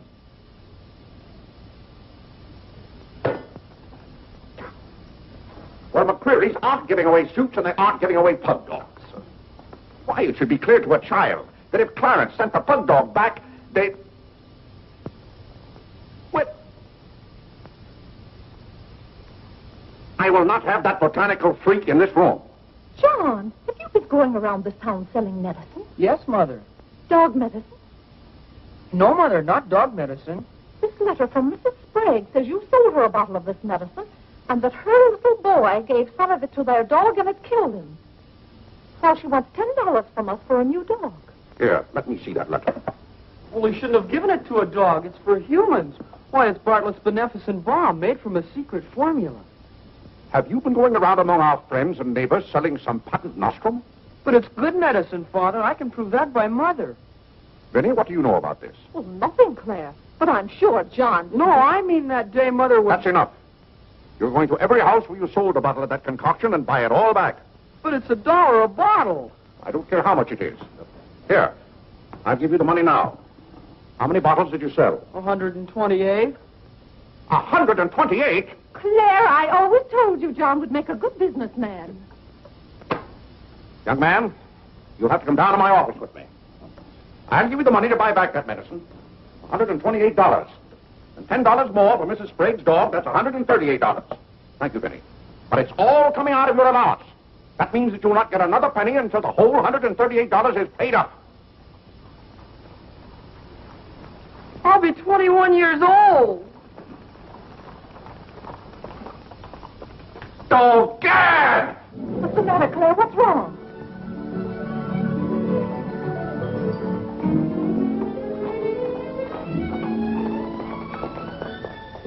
Those gypsies are back. Don't anyone answer the door. They're moving in on us again, bag and baggage. I won't have it, I tell you. I won't have it. Now, Claire. Don't let them in. Claire, hush up. They'll hear you. Tell them to get back in that cab and drive right on to Ohio. As if we could turn our own relatives away. But they're extravagant enough to take cabs when horse cars run right by our door. And now you be quiet and behave yourself. John, come help with the baggage. Why did they always have to pounce on us without any warning? Cora, Mary. Well, it's so good to have you back again. How are you, Vinny? We've been so worried about you. I'm fine now. Did you have fun in Springfield? What? John! My, you're still growing. Thank you, Cousin. John, go get the baggage. There's a sweat. How are you, darling? Fine, thank you. And little Harlow. Have you been a good boy? No. Claire, the girls are here. Cousin Claire, here we are again. My, it's so nice to be back. How do you do, Mr. Day? How do you do? Come and sit down and have some breakfast with us. Oh, we had breakfast at the depot. Well, we practically finished ours. I haven't finished my breakfast. Well, then sit down, Claire. Come and have a cup of coffee anyway. Oh, Mary, thank you, sit over Benny. there. Cora, Maggie, clear those places. My, this seems so natural. Claire, don't let your kippers get cold. Maggie, serve some coffee. Yes. Oh, where's Clarence? He must be upstairs moving his things so you can have his room again. Oh, Vinny, we can't stay overnight. Grandpa Ebbets has been sailing very fast, and that's why I have to hurry back. We're leaving on the 5 o'clock train this afternoon. Well, Cora, it certainly is good to see you again.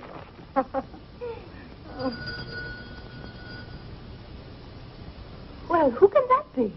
Well, this time it can't be another special delivery letter for Clarence. While you were in Springfield, our postman was kept pretty busy. It's the cab, ma'am. Cab? What cab? The cab that's to take us to Audubon Park. Oh, who's going to Audubon Park? We all are. Cora, the most wonderful thing has happened. Claire is going to be baptized this morning. Vinny, what are you saying? I'm saying you're going to be baptized this morning. I am not going to be baptized this morning or any other morning. You promised yesterday that as soon as I sent that pug dog back, you'd be baptized. I never said anything remotely like that. Clarence was right there and heard you. That's why I ordered the cab. The cab. Vinny, you send that right back. I'll do nothing of the kind. I'm going to see that you go to heaven. I can't go to heaven in a cab. Oh. Well, you can start in a cab. I'm not sure they'll ever let you into heaven, but I know they won't unless you're baptized. They can't keep me out of heaven on a technicality. Claire, stop quibbling. You may as well face it. You've got to make your peace with God. Until you stirred him up, I had no trouble with God. Harlan, Whitney, come get your Sunday hat. Clarence, John. Yes, Mother? Hurry, we're ready to go. Oh, my prayer book. Harlan, come let me fix your tie. Benny, are you mad? Was it your plan that my own children should witness this indignity? Why, Claire, they'll be proud of you. I suppose Harlan is to be my godfather. Benny, I won't go through with this thing. That's final. Oh, Claire, dear, if you feel that way about it. I do. But we won't take the children with us. I'm not talking about the children. I'm ready, Mother. Oh, John. Benny, I haven't time for anything like that this morning. I've got to take John down to my office with me and give him the money to buy back that dog medicine. But it wasn't dog medicine, sir. Young man, we're starting downtown this minute. You will do no such thing. You gave me your sacred promise that day I almost died. Yes, and she would have died if we hadn't given her some of that medicine. That proves it's good medicine. You gave your mother some of that dog medicine? John, you didn't. Yes, we did, Mother. We put some in your tea that morning. Oh, John. Do you realize you might have killed your mother? You did kill Mrs. Sprague's dog.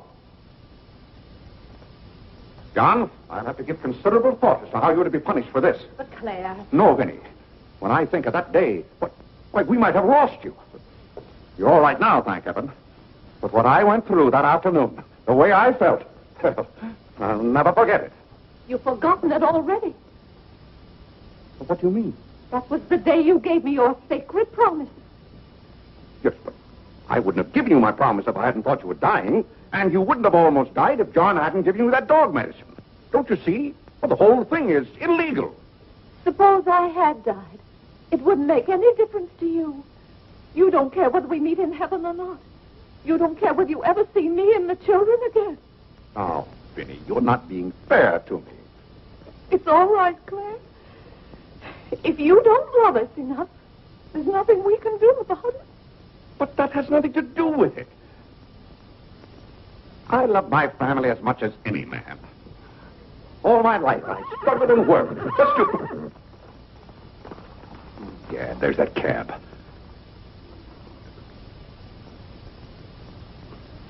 Vinny, you're not well enough to go all the way to Audubon. Oh, I'm well enough if we ride. But that trip would take all morning. And those cabs cost $1 an hour. This is one of their best cabs. This costs $2 an hour. Well, then why aren't you ready? Get your hat on. Oh, tarnation! Hallelujah! Amen! Young lady, if it hadn't been for you, no one would have known whether I was baptized or not.